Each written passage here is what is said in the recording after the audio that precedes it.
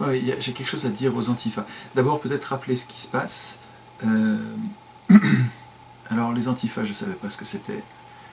Ce sont des gens qui luttent contre le fascisme.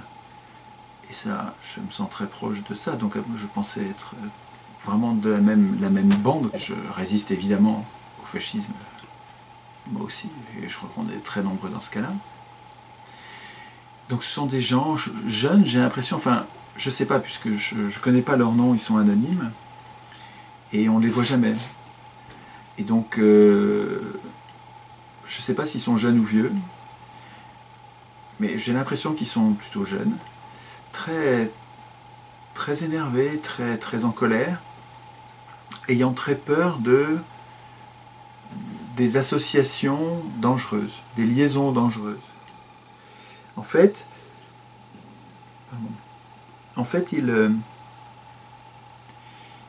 ils associent les résistants, ils associent les acteurs politiques par les étiquettes de partis. Et il y a des partis interdits. Donc il y a des gens qui ont des lignes politiques qui sont identifiées par eux comme des ennemis, c'est la droite. Des gens comme, je dirais, Pasqua, De Villiers, les gens de droite, sont considérés par eux comme vraiment des gens ultra dangereux, et puis jusqu'à Le Pen. Et puis tous les acteurs qui osent parler avec ces gens de droite, lire des gens de droite en y trouvant quelque chose d'intéressant, rencontrer ces gens de droite, deviennent pour ces antifas ipso facto des fascistes. C'est incroyable. Enfin, moi je me sens très profondément et sincèrement humaniste, et je cherche le bien commun, la justice sociale, l'absence totale d'arbitraire et d'abus de pouvoir, donc le contraire du fascisme, quoi. Je cherche à éviter tout fascisme, caché ou apparent, et vraiment sûr et certain de mes valeurs, de ce à quoi je tiens le plus, quand je vais voir un royaliste, pour comprendre comment il organise le monde commun, je me dis, ce gars-là qui est royaliste, il a une idée de l'avenir, une idée de l'organisation sociale qui me paraît dangereuse. Le royalisme, c'est faire confiance de façon excessive à un pouvoir unique, ça va pas du tout, quoi. Ça va pas du tout. Comment est-ce qu'on peut faire confiance? Et donc, ce que je me dis, c'est et je crois que j'ai raison, c'est qu'en lui parlant, je vais comprendre ce qu'il rassure, et en échangeant, il va me montrer peut-être des choses que je ne sais pas, que j'ai pas réalisées, et inversement, je vais peut-être enfin, je veux dire, je vois pas pourquoi je lui parlerais pas. Enfin, sauf s'il est de mauvaise foi et qu'il veut vraiment me mettre en esclavage, et là, je vais me battre. Mais on n'en est pas là. Les gens qui sont des royalistes ou qui sont à droite, là, c'est pas des gens qui veulent nous mettre en esclavage. C'est des gens qui ont un projet politique avec un chef, pas assez de contrôle de pouvoir. Tout ça se discute.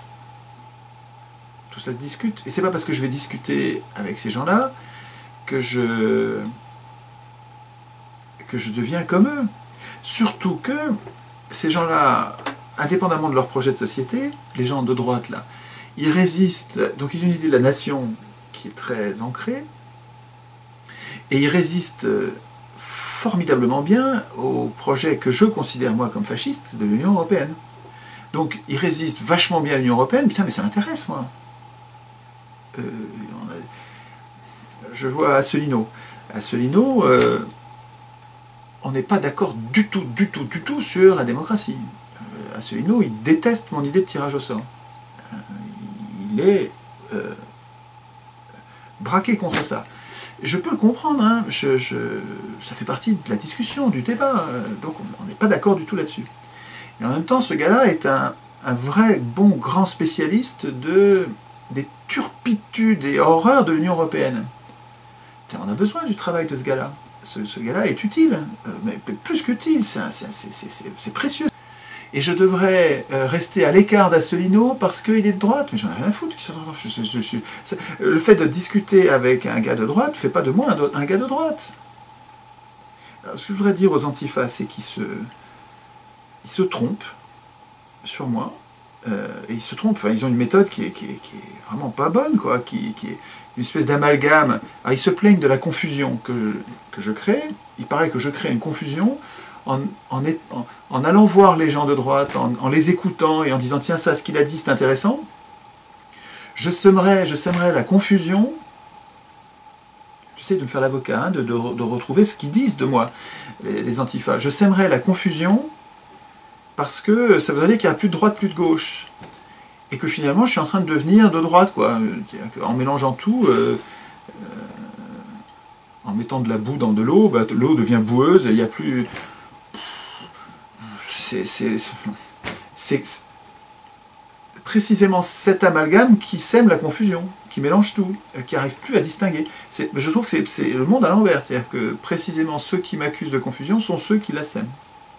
Alors qu'on pourrait très bien distinguer, c'est facile de distinguer ce qu'il y a entre Asselineau et moi. Je cherche la démocratie véritable, et Asselineau, il cherche la démocratie représentative. Ça n'a quand même vraiment rien à voir. Donc c'est très distinct, mais on est capable d'en parler sans se détester. Voilà, on sait qu'on a des projets de société différents, et il y a des points communs. Pour l'instant, on est en train de se faire emprisonné dans un piège politique de la soi-disant Union, soi-disant européenne, qui est une catastrophe, une vraie catastrophe antisociale. C'est épouvantable ce projet qui nous condamne au chômage, hein, et bientôt à la guerre. Hein, enfin, je ne développe pas. C'est bien de pouvoir échanger nos points de vue là-dessus. Alors, j'ai dit, lors d'une conférence il n'y a pas longtemps, il y a eu une alerte antifasciste sur Choir pour dire attention, il y a un fasciste qui vient vous voir. Et ça a été l'occasion pour moi de rencontrer mon premier antifa. Donc j'en ai vu un vivant.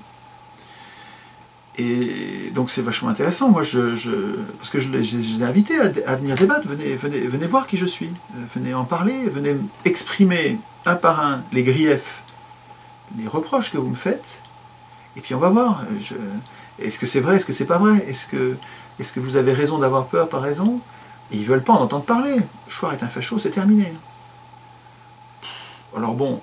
Alors j'étais content d'en avoir un. Je dis, bah, on va pouvoir discuter. Il venait tracter en disant Choir est un fasciste.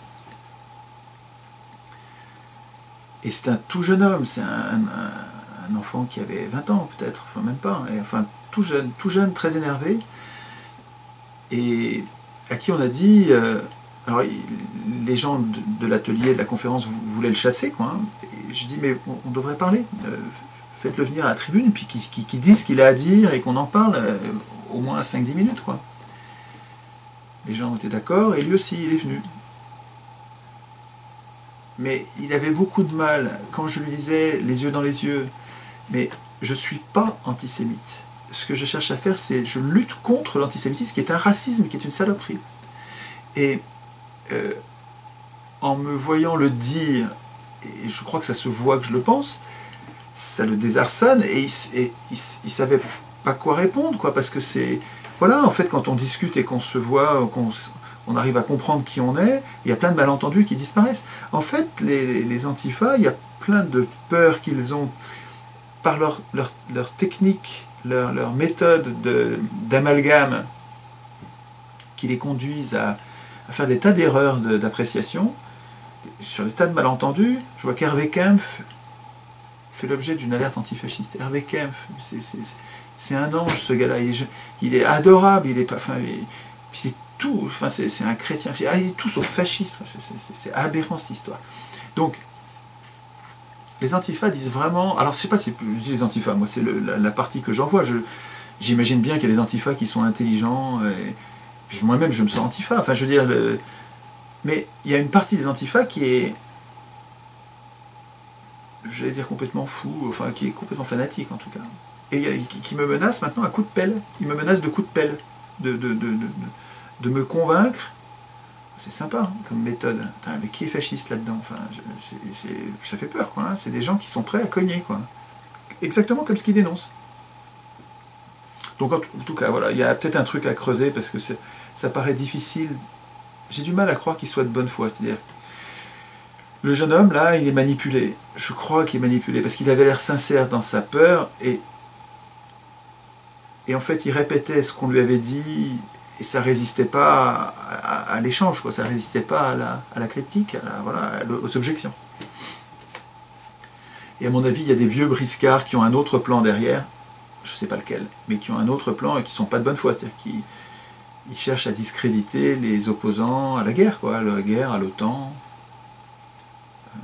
aux guerres coloniales qui ont lieu en ce moment. Toutes nos guerres, là, tous les ans on est en guerre. C'est des guerres coloniales, c'est des guerres de rapine, où on va voler les gens.